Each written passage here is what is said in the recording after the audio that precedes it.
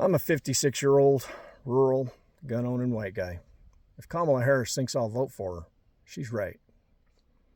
Article 2 of the Constitution is the part that gives the president his or her powers. And Article 2, Section 2, Paragraph 2 is the part that says the president is the one who picks the appointments to the Supreme Court, and that the Senate shall advise and consent.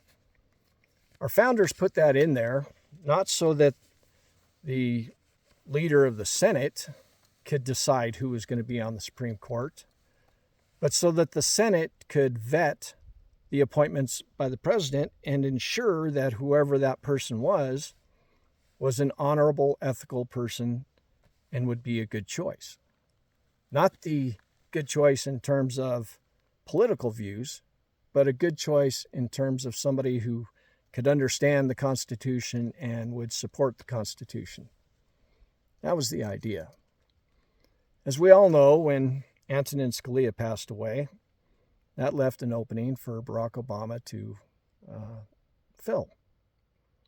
But Mitch McConnell, he decided that Constitution be damned, he wasn't going to let Barack Obama put somebody on the Supreme Court. So they held that seat open for over a year. I bring all that up because I saw a headline the other day. It said that if Kamala Harris is the president, she might have a really hard time appointing anybody to the Supreme Court. Now, initially, I thought it was just a headline to get me to click. But I read it, and it was not a hyperbolic headline. It was an important story. The reporter, knowing that Mitch McConnell said he's going to step down from leadership, he went to the next two guys who were in line for one of them to become the next leader of the Republicans in the Senate. He asked them straight out if they would allow Kamala Harris to appoint somebody to the Supreme Court. They hemmed and hawed and danced around the question, offered up some platitudes and stuff. But if you read what they said, the answer is no.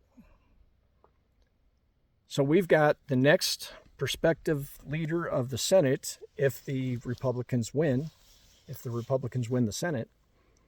They're telling us today that they're not going to let Kamala Harris appoint somebody to the Supreme Court. She could get sworn in on the 20th of January, and one of the justices could be hit by lightning the next day, and they're going to leave that seat open for either 4 years or until the Democrats take over power again. They'll do it. They're telling us. So, when you go to vote, if you're in Texas, vote for Colin Allred. If you're in Montana, vote for John Tester. If you're in Florida, I don't remember her name, I'm sorry, running against that Skeletor-looking guy. I don't remember his name either. If you're in Ohio, make sure you vote for Sherrod Brown.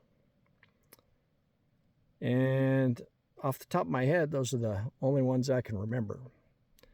Vote for those Democrats, because we can't afford for the Christo-fascist wing of the Republican Party to continue to control our Supreme Court.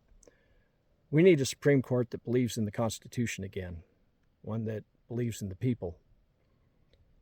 And I guess that's all I got to say about that. Good day.